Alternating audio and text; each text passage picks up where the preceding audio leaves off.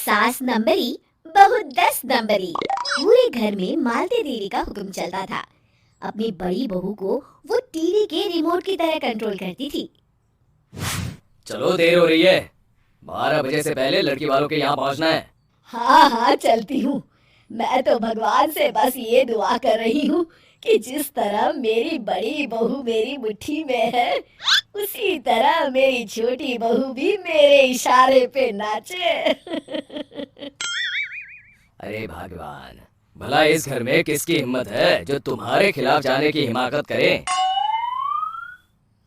इस तरह मालती देवी अपने छोटे बेटे की भी शादी कर देती हैं। मालती की छोटी बहू फैशन डिजाइनर का कोर्स करके आई थी। उसका सपना था कि शादी के बाद वो अपना खुद का बुटीक खोले।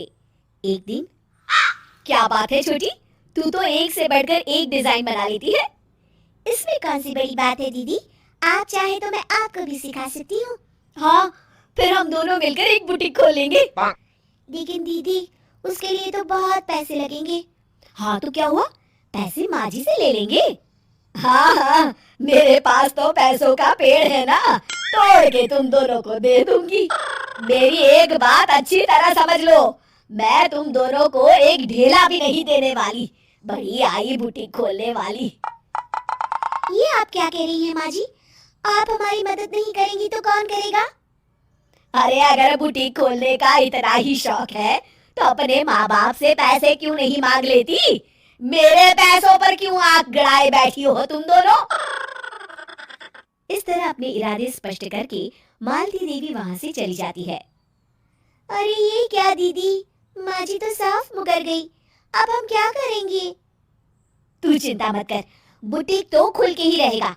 कहते हैं कि घी जब सीधी उंगली से नहीं निकलता तो उसे उंगली टेढ़ी करके निकालना चाहिए। माँ जी अपने आप को समझती क्या है? पूरी सोसाइटी जानती है कि माँ जी ने अपनी सास को घर से निकालकर उनकी दौलत पर कब्जा कर लिया है। हाँ दीदी, अब तो जैसे को तैसा करना पड़ेगा। फिर दोनों बहुएं मिलकर एक साजिश रचती हैं। एक दिन, अरे नालायक, जरा ठीक तरह से पैर दबा, बिल्कुल मजा नहीं आ रहा, खाने पीने में तो कोई कसर नहीं छोड़ती। तभी वहाँ बड़ी बहू हाथ में एक फॉर्म लेकर आती है। माँ जी, आपके लिए एक खुशखबरी है, सरकार सभी बुजुर्गों को हर महीने 10,000 रुपए पेंशन देने वाली है। अरे ये क्या कह रही है तू? क्या सच में मुझे हर महीने घर बैठे 10,000 रुपए मिलेंगे? हाँ माँ जी, दीदी सच कह रही है, कल टीवी न्यूज़ में इस बारे में बता रहे थे। बस आप ये फॉर्म पढ़ के इसे भर दीजिए और अपने दस्तखत कर दीजिए, मैं इन्हें ले जाकर जमा करवा देती हूँ। अरे नालायक, बड़ी कामचोर है तू। इस बुढ़ापे में कहा तुम मुझसे फार्म भरवा रही है, खुद ही भर ले, मैं दस्तखत कर देती हूँ। ठीक है माँ जी। फिर बड़ी बहू बड़ी चालाकी से फॉर्म के पन्नों के बीच प्रॉपर्टी के पेपर छिपा कर रख देती है और उन पर मालती देवी के दस्तखत करवा लेती है।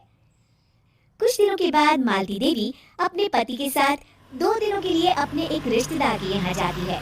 दूसरी तरफ दोनों बहुएं पूरे घर पर अपना कब्जा कर लेती हैं। मालती देवी जब अपने रिश्तेदार के यहाँ से लौटती है, तब अपने कमरे में ताला लगा देख आग बबूला हो जाती है। अरे नालायकों, मेरे कमरे में इतना बड़ा ताला किसने लगाया है? माँ जी, ये कमरा तो मैंने अपने बेटे रोहन को दे दिया है और आज से आप बाहर कोने में जो छोटा कमरा बना है ना, वहाँ रहेंगी। अच्छा, मैं उस सड़ेले कमरे में रहूंगी है? तेरी ये कहने की हिम्मत भी कैसे हुई?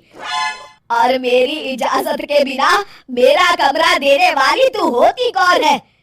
लगता है तू भूल गई, इस घर की मालकिन मैं हूँ। तभी वहाँ छोटी बहू आती है। अरे माँ जी, आप इस घर की मालकिन नहीं है, अब इस घर की नई मालकिन हम दोनों बहुएं हैं। ये देखिए, इन प्रॉपर्टी के पेपर पर आप ही के दस्तखत है। अरे भाग्यवान, ये तुमने क्या कर दिया? दस्तखत करने से पहले एक बार ठीक से पढ़ तो लेती। अरे लेकिन मेरी बहुएं मेरे साथ ऐसा कैसे कर सकती है? अरे तो इसमें कौन सी अचरज की बात है? तुमने भी तो अपनी सास को घर से बाहर निकाल दिया था। टूटा फूटा ही सही, शुक्र करो कि इन दोनों ने कम से कम हमें रहने के लिए कमरा तो दिया। तुमने तो अपनी सास को वो भी नहीं दिया था। आज समझ में आया, जैसी करनी वैसी भरनी। चलो अपना सामान उठाओ और चल